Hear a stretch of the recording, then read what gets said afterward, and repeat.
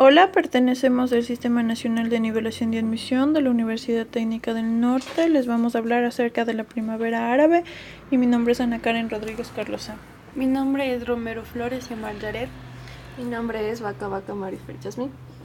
Bueno, para empezar, las manifestaciones del mundo árabe de 2010 al 2013, conocidas como Primavera Árabe, correspondieron a una serie de manifestaciones populares, en clamor de, según los manifestantes, la democracia y los derechos sociales, organizada por la población árabe y en muchos casos financiada por potencias occidentales.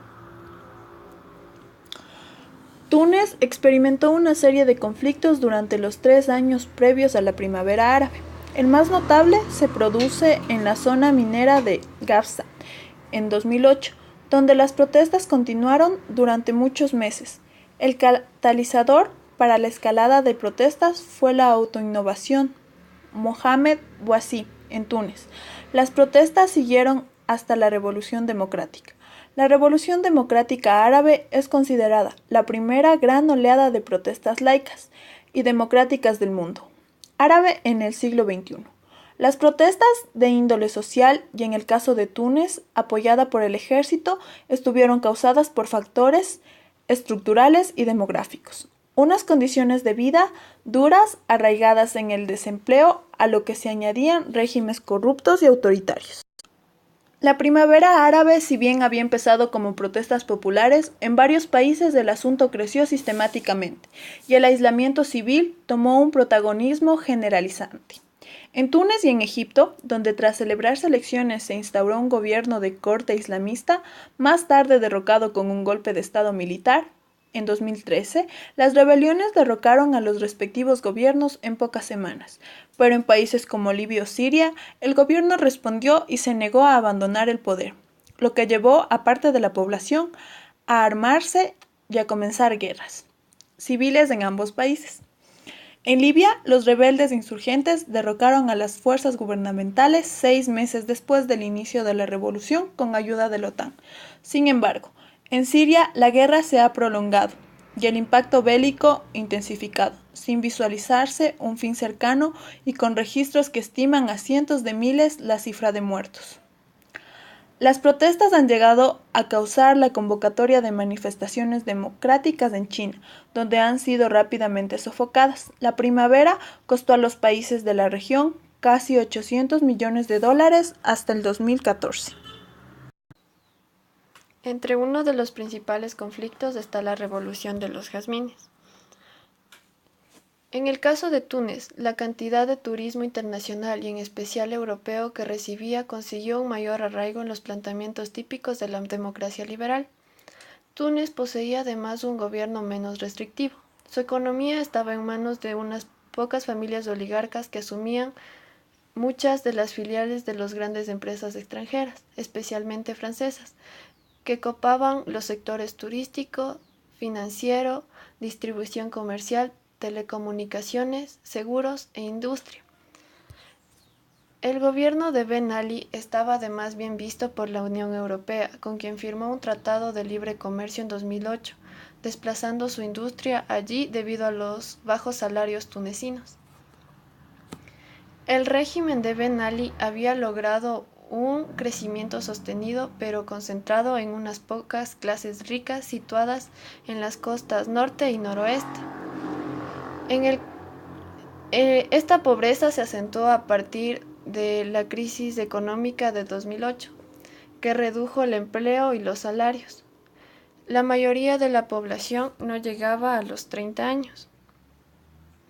Todo ello terminó desembocando en la inmolación a lo bonzo, el 17 de diciembre del 2010, de un joven de 26 años, debido a sus problemas económicos, desatando una ola de manifestaciones que se extendió desde las periferias de Túnez hasta su misma capital y terminó por derrocar al gobierno.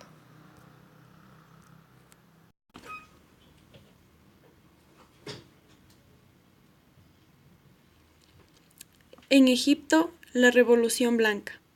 Los protestantes en Egipto comenzaron el 25 de enero del 2011 y se prolongaron durante 18 días. A partir de medianoche del 28 de enero, el gobierno egipcio decidió cortar completamente el acceso a Internet para impedir que los manifestantes se organizaran a través de las redes sociales.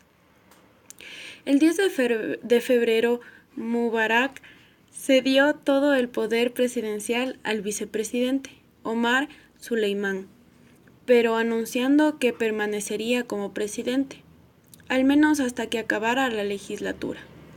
La mayoría de los estados y los ciudadanos mostraron su apoyo a la revolución y muy pocos países apoyaron a Mubarak. Como consecuencia de la creciente represión gubernamental a las protestas de una serie de políticas económicas regresivas que afectan a la clase trabajadora, así como a las capas populares.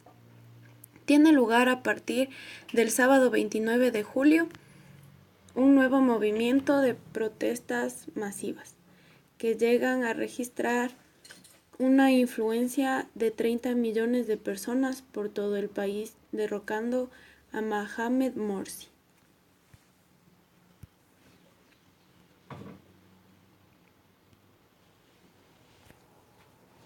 Libia, primer conflicto a gran escala. En Libia, la población civil también comenzó a exigir cambios en su gobierno, quienes se inspiraron en las revoluciones en Túnez y Egipto para protestar en manifestaciones masivas en contra de su presidente, Muammar el-Gaddafi.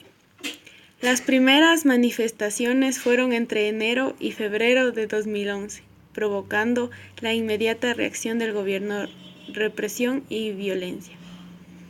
Las fuerzas leales del gobierno comenzaron a luchar contra los opositores, quienes habían creado el Frente de Liberación de Libia. El 20 de octubre de 2011, Gaddafi fue encontrado oculto en una guarida, tomando prisionero y ejecutado. Ese mismo día la guerra civil acabó. Luego de la muerte de Gaddafi, los rebeldes iniciaron un proceso de transición en el gobierno. Yemen, las cintas rosas. En enero del 2011, los ciudadanos yemeníes se rebelaron contra el régimen de Ali mediante una serie de manifestaciones pacíficas que fueron reprimidas violentamente por el gobierno.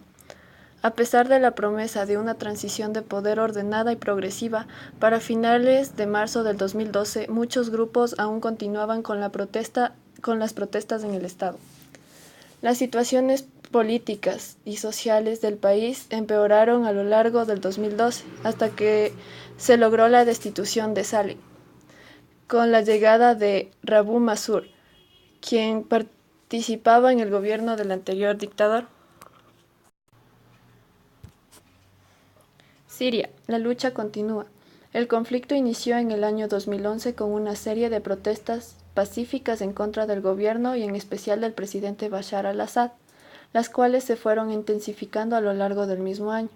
La represión violenta de las manifestaciones provocó que una parte de la sociedad civil y sectores del ejército se alzaran en armas formando el llamado Ejército Libre de Siria. Para finales de año, los rebeldes, como se comenzó a denominar en los medios internacionales a quienes se enfrentaban con el gobierno, habían formado una guerrilla en el norte del país, en donde intentaban tomar o minar localidades y que posteriormente se extendería a lo largo del territorio sirio. A inicios de 2012, los rebeldes habían logrado dominar muchas localidades del norte del país, pese a los contraataques diarios del ejército. Para el 2013, la violencia del país aumentó y los combates se vivían con mayor crueldad. Las batallas de Damasco y Alepo tenían a ambas ciudades devastadas, con un gran número de muertos y en su mayoría civiles. El conflicto ya había dejado más de 300.000 muertos, lo que convierte a la guerra más grande de la última década, la crisis humanitaria más brutal del siglo XXI y el conflicto más sangriento de la primavera árabe.